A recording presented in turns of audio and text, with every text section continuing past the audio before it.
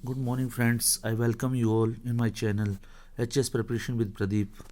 और मैं आपके लिए लेके आया हूँ आज अप्रैल 12 के जो इंडियन एक्सप्रेस न्यूज़पेपर है उसमें जो HS और एलाइड एग्ज़ाम्स और हिमाचल प्रदेश के जो भी स्टेट गवर्नमेंट्स द्वारा एग्ज़ाम्स और अदर जो CDS and central police forces and other जो ग्रेजुएट लेवल के कंबाइंड ग्रेजुएट लेवल का जो एग्ज़ाम्स होते हैं उसके लिए आपको न्यूज़पेपर रीडिंग्स जो है किस तरह करनी है मैं आपको बताऊंगा so that you can get good marks in your exams.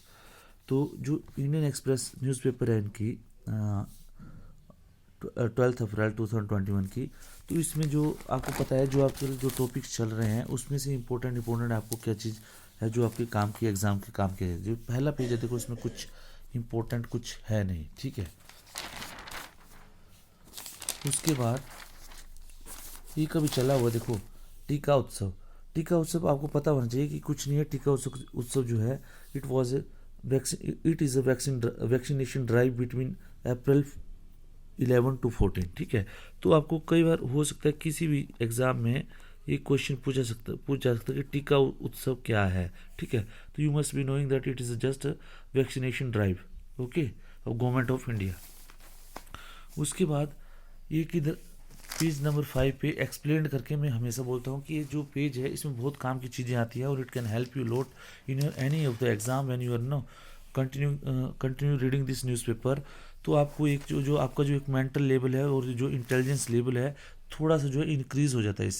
इससे क्या है कि you will be able to see the things how the things changes, क्या सब पर्सपेक्टिव क्या है आपका, वो सब जो है उसको चेंज होने में फॉर्म होने में आपको एक इससे जो एक एग्जांपल एक थोड़ा सा हेल्प मिलती है कि how to form your mental. कहीं पे भी आप ग्रुप डिस्कशंस होती हैं किसी भी एग्ज़ाम में, किसी भी इंटरव्यू में, या कहीं पे भी जैसे आपको ऐसे लिखना है या कहीं पे भी आपको कोई सब्जेक्टिव जो आंसर लिखना है उसमें आपको जो है इस पेपर से बहुत सी हेल्प मिलती है, ठीक है। और वो जो आपके जो ऑब्जेक्टिव टाइप जो क्वेश्चन पेपर होते हैं जिसमें जो HS के एग्ज़ाम्स के लिए, लाइट के एग्ज़ाम के लिए, तो इसमें से भी आपको बहुत से क्वेश्चन बाहर निकल के आ जाते हैं। तो instead of forming this traditional question I am putting you through this paper how to read this article and how to get the question out of that, and you can form your question yourself and you can achieve good marks in your examination, ठीक है। तो इसमें सबसे पहले ये आता है कि ये देखो many endemic species can go extinct unless very strict goal is met, study predicts. ये स्टडी बताती हैं कि अभी आपको पता होगा कि ये जो एक नया कंसेप्ट आया हुआ है नेट जीरो, ये मैंने आपको पहले भी, जब आप पहले मेरे वीडियोस में जाओगे तो वहाँ पे आपको पता चल जाएगा।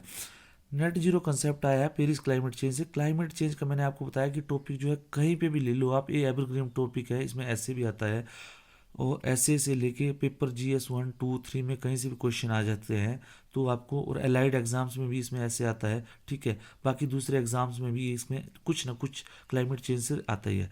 तो इसमें देखो आपको देखो ये however remaining within the climate goals of Paris Agreement within aims to keep global heating well below 2 degrees Celsius, ideally a 1.5 degree compared to baseline would have the majority species।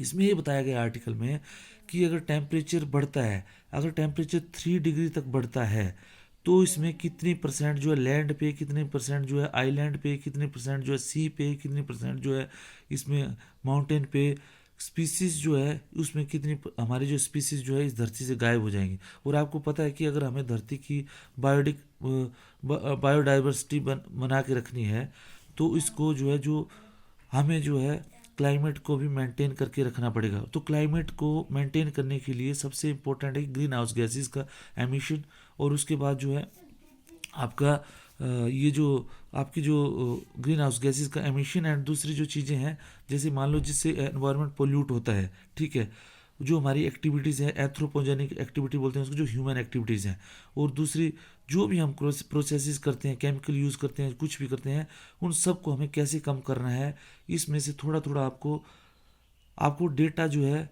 Examination point के लिए मिल जाता है। तो please go through this article, या मैंने देखो इतनी देर तक ये आर्टिकल चलाया, you can pose the video and you can study this article, तो आपको हेल्प मिलेगी, ठीक है। उसके बाद आपको पता होगा कि एक और आजकल चला हुआ है ये देखो, United Nation convention on law of sea, ये जो आर्टिकल बहुत दिनों से चल रहा है। और इसका जो फ्रीडम ऑफ नेविगेशन ऑपरेशन, एक जो फ्रीडम, आपको पता है कि अभी रिसेंटली क्या हुआ कि यूएस का एक जो वेसल्स था, आ, उसमें लक्षद्वीप के पास आके कोई 220 नॉटिकल माइल आके इंडिया का जो exclusive economic zone, continental shelf और उसको टेरिटोरियल वाटर होता है, टेरिटोरियल वाटर पे आके जो है अपनी एक्सरसाइज की। आपको पता होना चाहिए कि इंटरनेशनल लॉ ऑफ सी के रूल के अनुसार जो है कि आप कोई भी शिप जो है, कोई भी इंटरनेशनल वेसल जब हमारे किसी भी कंट्री के टेरिटोरियल वाटर में आता है तो उसको जो परमिशन लेनी पड़ती है, और जो भी स्पेशल जो कुछ एक्सरसाइज वगैरह करता है तो उसको जो पूरी उसी कंट्री की परमिशन लेनी पड़ती है। लेकिन यूएन का जो ये जो फ्रीडम ऑफ नेविगेशन है, एक ऑपरेशन है, ये क्या बोलता है कि जो इंडिया का जो या कुछ और जो कंट्रीज़ हैं जिनका जो कोस्टल कंट्रीज़ हैं, उनका जो जो क्लेम है टेरिटोरियल वाटर पे वो कुछ ज़्यादा है, इसीलिए वो जो है अपना जो एक सुपर कोप की तरह जो है अपने आप को उसको ये अपने आप को शो करता है। तो इससे क्या है, इंडिया यूएस के रिलेशनशिप में एक जो है थोड़ी सी एक जो खटास आने की संभावना है, उसके बारे में ये दिया गया है। इसमें आपको देखो लास्ट पेज में आपको एक्सक्लूसिव इकोनॉमिक जोन वगैरह जो चीज़ें हैं, मैं आपको बोलता कंटिनेंटल शेल्फ और मेरिट क्या बोलते हैं टेरिटोरियल वाटर, इन सब के बारे में भी थोड़ा सा पता कर लेना है। उसके बाद एक और आया हुआ है इसी से related, admiral Arun Prakash ji retired है इंडियन नेवी के एडमिरल अरुण प्रकाश, जो चीफ ऑफ नेवल स्टाफ ही रहे हैं। उनका एक आर्टिकल आया हुआ है, देखो, डिटर एडवर्सरीज डोंट एलिनेट फ्रेंड्स। मतलब यूएस को उन्होंने बताया हुआ है कि जो इंडिया यूएस का एक रिलेशनशिप है उसको में मतलब कैसे उसको ये मेंटेन करना है। बट उसमें इन्होंने पूरा बताया हुआ है कि UN convention on law of sea कैसे फॉर्म हुआ, उसमें जो उसमें एक्सक्लूसिव इकोनॉमिक जोन क्या होता है, टेरिटोरियल वाटर क्या होता है, और जो है आपका जो टेरिटोरियल और उसके बाद एक territorial water, exclusive economic zone, और आपका एक और है इधर territorial water, UN convention of law of sea, कैसे जो है इन सब का आपको फॉर्मेशन होता है, क्या इसके रूल्स हैं, क्या रेगुलेशंस हैं, कौन से आर्टिकल्स में है, और क्यों कितनी कंट्रीज़ ने इसको जो है आउट ऑफ ये मतलब 168 कंट्री ने इसको जो है रेटिफाई किया इस कन्वेंशन को, और यूएस ने इसको जो है इस कन्वेंशन को रेटिफाई नहीं किया है। And US act as a super cop of the world to maintain this article. तो इसके बाद जब इस आर्टिकल को आप पूरे थॉरोली पढ़ोगे तो आपको पूरा नॉलेज मिल जाएगा। ठीक है, तो go through this article, it will be helpful for you India US relationship. और जो डिफरेंट जो फॉर्म्स होते हैं जो जनरल स्टडी पेपर 2 में और दूसरे एलाइड्स एग्जाम्स में, दूसरे बहुत से, और जो सेंट्रल पुलिस फोर्सेस के जो एग्ज़ाम्स होते हैं उसमें आपको ऐसे लिखने के काम आता है, तो आप बहुत अच्छे मार्क्स जो है इस मटेरियल को कोट करके आप जो है ले सकते हैं।